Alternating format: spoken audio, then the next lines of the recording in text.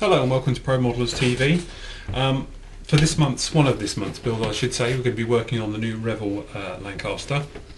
Now originally I wanted to actually do both together, this one and the Hasegawa one, to compare. Unfortunately the Hasegawa one hasn't really turned up in time, so I don't want to delay any further. So we're going to crack on with the Revell one.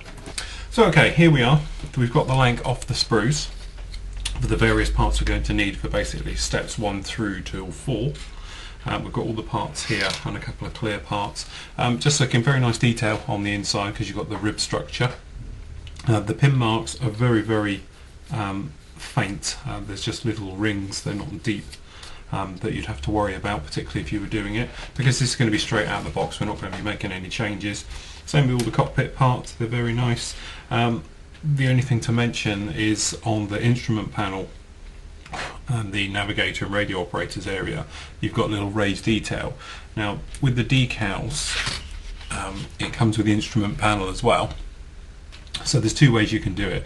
You could either sand off all those details, just file it off, and then put your decal straight on top, or you could put your decal on top, lots of microsole, and get it to sort of, you know, curve in and all the rest of it.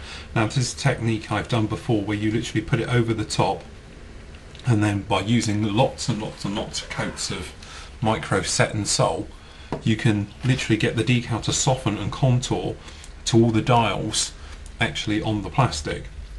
And then you could go around with a drop of clear gloss and just literally with a pen needle and just drop a little bit into each dial, and it gives it that glass effect. It works sometimes and not others. It really depends on how good the decals are, and obviously I haven't used them before, so I'm not quite sure. But for this purpose, what I'm actually going to do is paint it, dry brush the dials with a little bit of grey, and then pick out some details with a little bit of colour.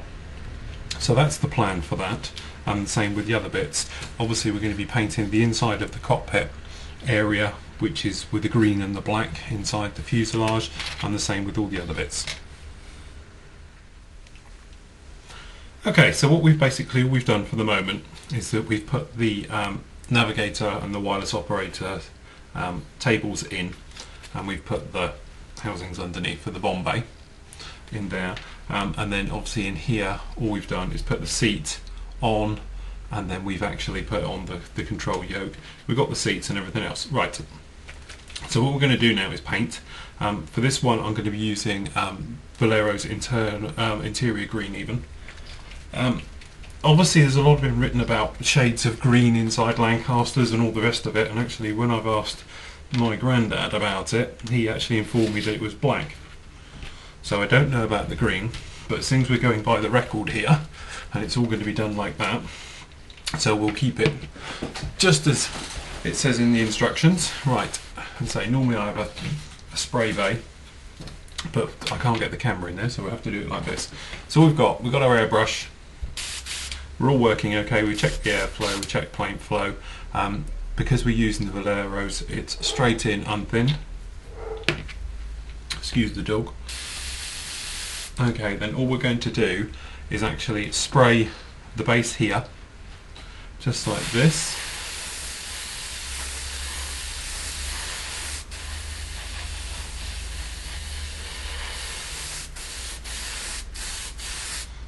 Now with the interior green colour, it doesn't go on particularly as well as other colours do, but all we're trying to do is get it all over everything, and then we can go around afterwards with our brush and pick out all the black areas. And obviously the wireless operator and navigator station, if I remember correctly, had like a leather inlay on there, so we'll do the same. So what we've actually done, as you can see, we've sprayed that like that. Now if I zoom you out a touch, what we'll do, I'll show you how we do. We just grab our hair dryer, which I know you can't see but you have to hear.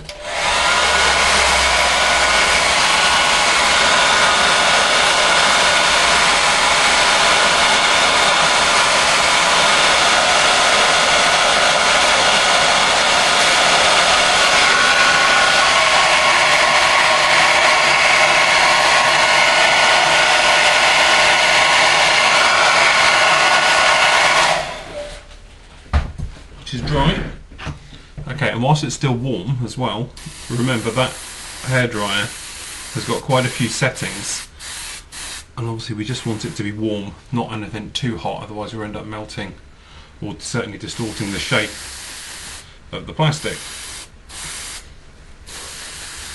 So there we go, a couple of nice coats of paint there, stay in the front here, and we'll give that another blow over in a minute. Now obviously we've got to do the same with the inside of the cockpit, the inside of the fuselage, and obviously the references that the instructions give you, basically they call out that the ribbed areas, if you like, are black, and anywhere else that you see is interior green. So we're going to be sticking with their rule of thumb, rightly or wrongly. And I spray the inside.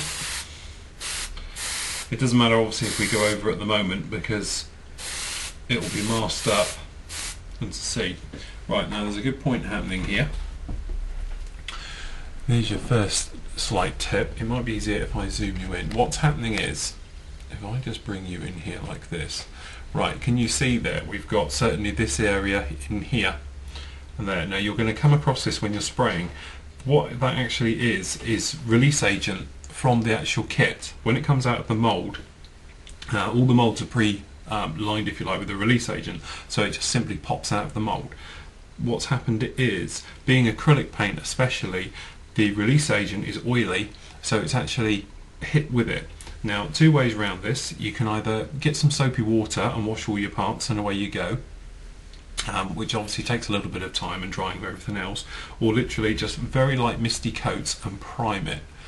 Even an acrylic primer will have a hard job sticking to that, but that's quite a good example right there. There's obviously a blob which you can't see. So what we're going to do, I won't crack on with the other one. I'm going to clean this one out first with a little bit of sort of, either you could use a little bit of thinners on a cloth, or as I say, just a little bit of mild washing up liquid. Just submerge it, give it all a wipe. It could be worth doing it with everything just to make sure you're all okay, because otherwise it's going to happen time and time again. Because it's happened in here, I'm suspecting it's going to happen with the rest of the kit. So all you basically do, just tepid warm water, sink all your parts in into some very liquid or whatever your dishwasher soap is, give them a wash, rinse them off thoroughly with clean water, and then let them dry naturally over a couple of days. Obviously I don't have a couple of days because I'm showing you, so I'm going to have to do it the quick way. So what I'm going to do is just clean these parts up and then I'll be back. So okay, we've cleaned out these ones and sprayed it. Now to save a little bit of time, what I actually did, I just got some acrylic thinners on some Bounty, on some kitchen roll, and gave it a wipe over everything first, then sprayed it, and it all came out very, very well. So I just did that to speed up time, but obviously you could use the dishwasher soap bit. Right, so there you go, that's our first small problem with the kit. Release agent. Obviously I'm not sure if that's going to be the same with yours. I'm not saying they're all like it or anything like that for a moment, but just to warn everybody, that's the problem we've just had with that one. Okay, right, what we need to do now is obviously to pick out the black areas inside here. As we know, it's basically all these ribbed areas are going to be done in flat black, or you could use a satin black if you wanted to, and then what we're going to do, we're going to dry brush it with a medium grey just to highlight all that nice ribbing, and then we'll go around and pick out all the details.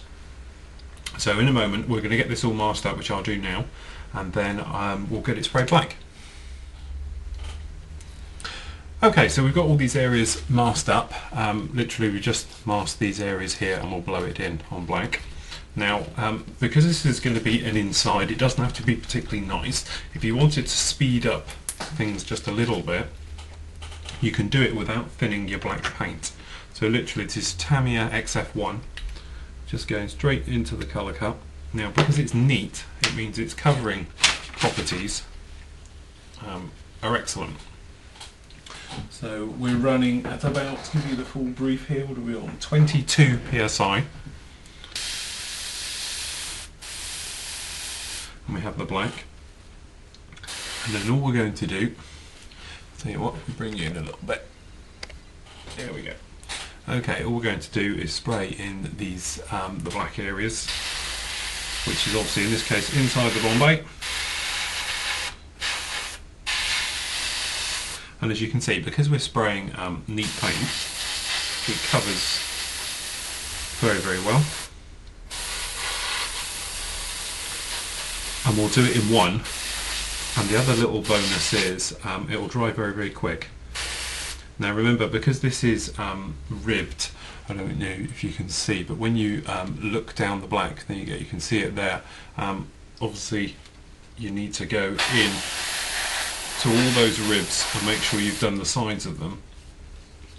Otherwise, they're going to stand out quite a fair bit. So what we do, we just go down these over here from the inside, working our way round everywhere. And there we go, we end up like that. So we're going to do the same now to the other one. We're also going to spray the inside of the Bombay with flat black because we've got some little windows that go in this back area. I'll just pull you out again. That go into here, right down in here. So if we spray it now, we can fix those in and they won't be a problem. The other way you could do is just put them in, and if you're using acrylic paint, which is something I'll show you on the navigation lights on this, you don't have to worry about masking them, because with the acrylic paint it literally scrapes off. And you could do all the glazing. It's been known in the past where I've done that. It's not a particularly sharp finish as it is with tape, but certainly you wouldn't know unless you took a very good look the difference. So I'll spray all these bits and we'll spray there, and then we can unmask. Okay, so there you go. You can see we've got it unmasked now and it looks very nice, but what we need to do is add a little bit of depth. Now to do the depth work, we do something called dry brushing. Now I've covered this in other tutorials, but it's quite a good example of how it'll work on here.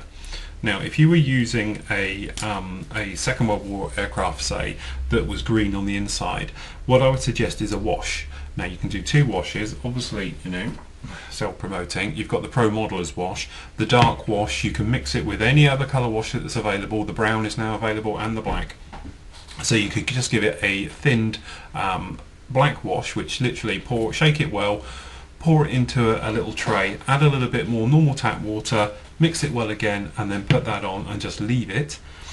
Or you could then just wipe out any excess that you don't want. Or another way is you can use Tamiya Smoke is another good one, and just brush that on and let that stay, and that's X19. And it just brings that three-dimension, it gives the shadow effect, if you like, which is quite nice. Obviously we don't have this because it's black. So what we will do, I have two dry brushing brushes. I keep one exclusively for doing silver, because no matter how much you seem to wash it out afterwards, it never seems to get all the silver out, and if you don't want any silver bits on, then you know, you will end up with it. The other thing I also do, which sounds a bit strange, but I never actually clean them out. I have this one here which is grey, and I have this one which is for silver. Well, after I've finished, I rub them clean, but I don't physically clean them out. I don't know why, but it gives it that nice stiffness that you tend to need for doing dry brushing. And then just before I use it, when it's dry, just give a little crack, gets rid of any bits, and we're ready to go. Now for this, what we're going to use is a grey. I'm going to be using Tamiya. So if I pull out a type of grey, a normal grey, which I tend to use something like XF19 for doing greys. It's a light grey, it's quite close to a light ghost grey or something like that, but basically any medium grey, give it a good shake. This is like that. Okay, what we do then, we just dab, load up your brush, let it soak in a little bit, and then push down. I do it so you can see it here. If you push down and squash it out, but what you're trying to do is load up all the bristles, the entire paintbrush. If it's just on the end, you won't get much dry brushing time out of it. Okay, and then we rub it all off until You certainly don't get any blobbing effects, and keep rolling it.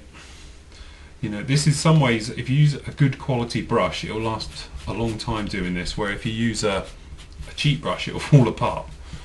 Okay, now if we bring you in extreme close-up, right, okay, so if we get this into position for you, okay, so here we have, as we were saying, the ribbing. So nice, start off very, very light, hardly touching it. Just do this the best way so you can see it, because we don't hardly want to touch it as we go, because obviously at this point there's still quite a lot of paint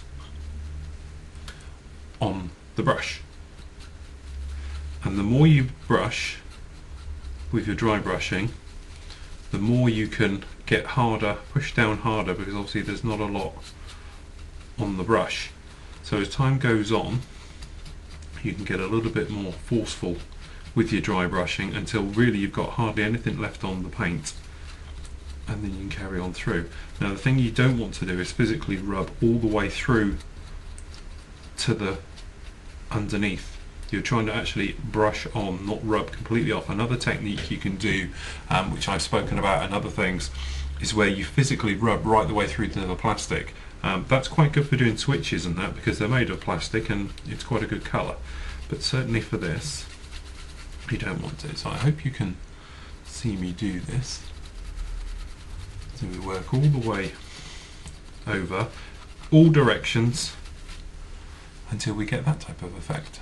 And I don't know how well you can actually see that, but it works quite well. If I show you again on the other one.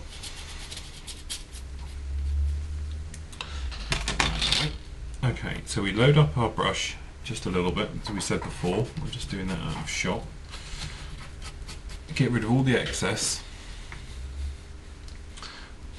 and then all we'll do, let's have it that way this time. I'm going to find you in the camera. Right, there we go. Okay, so as we say, to start with, nice gentle strokes, and then, as you say, as your paint wears away, runs out on the brush, you can actually get harder and firmer as you go. Now obviously when you're dry brushing as well, you have two ways really of doing it. You're either dry brushing just the raised details, and sometimes it's quite nice to just have a flat brush for that, because then this one, because it's rounded on the end, it tends to get in there a little bit more. But I quite like it, because we've actually used a flat coat of black and it's got a little bit of bite to it, it's not smooth, it's actually sticking to the paint underneath as well, and dry brushing those little tiny raised surfaces on there. So it gives it that nice even worn effect. Now if you just wanted to do the ribbing, you'd be better off with a flat brush, perhaps more like this one. As you see, it hasn't actually got a round or a point to it, and because it's flat it just tends to stay up, whereas this one, as you say, because it's more rounded, it does tend to go anywhere. And then once you're really running out on your brush like we are on this one now, you can just do circle motions and really start working it in. Now because we've used grey, you get that sort of nice worn look. If we're using the silver, which is on this brush, you actually start getting a scraped off look. Then what I tend to do is just pick around little areas and give it a rub with it, and that just takes the paint off, as if it's taken the paint off and you've got metalwork showing below. But certainly don't use it to start with, because it will be too sharp. So if we do it again on this one, like this, and then we just pick out this little instrument panel perhaps, and bits just like that, and I hope you can see that. Oh, wrong way. Okay, that's it. And you can really work different type of effects if you like. You know, you can carry on dry brushing and adding layers as you go. Certainly I would advise doing it on anything that's a flat colour, because it will give it that three-dimensional depth and really does bring things to life. So if we pull you out, and that's it, and that's really your little thing for dry brushing there. Obviously what I'm going to do is I dry brush absolutely everything. It gives it that nice worn look, it gives it the depth, which I like in my model work. Obviously if you don't want that and you want more of a cleaner, sharper look, then obviously don't go as far. But me being me, I'll tend to go over the top. Right, if I just show you the panel as well. So this is our instrument panel. Same thing, dry brushing. Whoops, I'll tell you what, let's take it off for that. And we dry brush all over, and then what we're going to do, because it's on the instrument panel, we're going to push that a little bit harder, and we're going to take the paint completely off down to the plastic, just on those dials, to give it that nice dialed look. So we're pushing quite hard now. Sorry, earthquake. And as you can see, let's put it the right way up for you. As you can see there, I know it's not working exactly well, but you can do the panel like that. Then obviously, if you're not completely happy with that, you can then always slap the decals on over the top. Now on something this small, you're not going to see a great deal on the inside, so I probably won't bother. I'll leave it as that. We'll just use the silver brush now to pick out all the little details like that, and away we go, and I'll stick with that. Obviously now we're going to paint up the little seats and around the cockpit area, but also by using the silver brush here on the floor pan, you can give it that sort of worn away, used type look. And if you do your dry brushing first, like that, you see, very quickly you can give it that worn sort of look, and then obviously we'll pick out the cushions and the harnesses and the other bits and pieces. But it's just it's a fast way to weather, if you like. You can put it under your weathering descriptions of doing weathering. And then certainly in the bay here underneath, we'll be doing roughly the same type of thing. You can just give it a bit of a dry brush like this and sort of weather it down. I'll be showing you a lot on the black underside. When we do that, it'll be a lot of dry brushing because it's a great way of weathering black. So I'm going to carry on now and pop around all the bits. I'm going to get the paints out, and we're just going to paint up the seats and the little dials, and we'll go from there. Okay, so what we've actually done, we've put the wing box section in, and as you can see, we've got the cockpit area is all finished too. So that's all done nicely. Obviously we've got our dry brushing done on the inner parts, and we're all done there. A quick test fit to see how things all line up. Showing it all goes together very, very well, and I've got no worries with the fit or line up, because the actual seams, everything. It's a shame, obviously, a lot of that work we've just done you won't see. So what we're going to do is move on now to the clear parts. Now, working with clear parts can sometimes cause a lot of people a lot of headaches. What I tend to do is I use PVA glue. This one's called a tacky glue. It's quite a bite to it, which means your parts don't slip round well. Now there's lots and lots of different glues on the market. Crystal clears that dry totally clear. Some people, they'll actually dip the clear parts or spray them with various gloss coats. Future is one way, or clear, and then use super glue. The trouble with all the glues is that you run the risk where it might fog your part. Now, do you want to take the risk is the big thing. Personally, I don't want to take the risk, so I've always stuck with what I know by using a PVA glue. As I say, it's not a perfect way of doing it, because obviously you can't sand PVA like you would any other type of glue, but if it's a nice general fit, then you shouldn't have any problems with it. Now, two ways really to do this, or three ways I should say. You could either Tamiya tape and mask each individual window as you go. You could mask oil using a mask oil, anybody's really. This is the Humbra one. Or failing that, you could do, which I'm going to show you today, using acrylic paints. You can scrape away all the old paint that builds up on the top, really, as it's been sprayed. Now, the only drawback to doing it the way that I'm going to do it is, obviously if you've got too many coats of paint build up, it doesn't like to come off. It tends to stick there quite a lot. But I'm hoping it will come off in one. But obviously if you've got multiple coats building it, especially finishing coats, flat coats and things like that, it can be a little bit tedious to try and get it off. But in this respect, because it's very small windows, I'm hoping with a cocktail stick we can come in and clear out these windows quite easily without posing too much of a problem. So what we're going to do, we're going to put them in. So let's say this, I've had this glue now for quite a while. So what we do, this is tacky glue, and as I say, it's got a little bit of bite to it. So we just get a bit on a cocktail stick like that, and then we have our part, and then literally all I do is, if you can see in here, is push the cocktail stick down a little bit, and then obviously what's built up around the outside puts the glue on the outside like that, and then obviously we do the same here.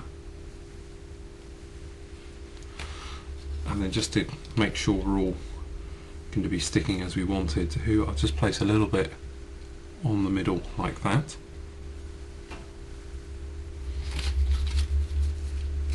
Okay, and then placing it in, we've already test fitted it so we know it's a nice fit. And we push in. Now you will get glue around the outside as well. So then moisten a cotton bud or a Q-tip and just wipe off any excess. Now the nice thing about using a good quality PVA glue like that, also act as a little filler around any gaps, so you won't actually get any gaps showing through. This particular glue doesn't take too long to dry, but it is worth letting it completely go hard before you come back and start playing and masking. Otherwise what can happen is you push against it and then obviously the glue gives way a bit on the inside and you end up coming through. So what I'll carry on and finish doing all the glazing work, we'll get that in. I won't start on the major cockpit parts yet because I'll talk to you about masking, but I'll carry on and get all this finished. Okay, so we've got that all finished now. You still see a bit of white in there.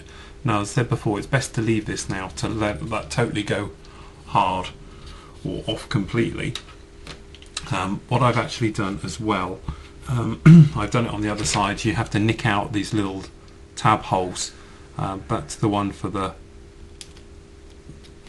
underbelly dome there. This one is for the top, for the little skirt that goes around the top turret.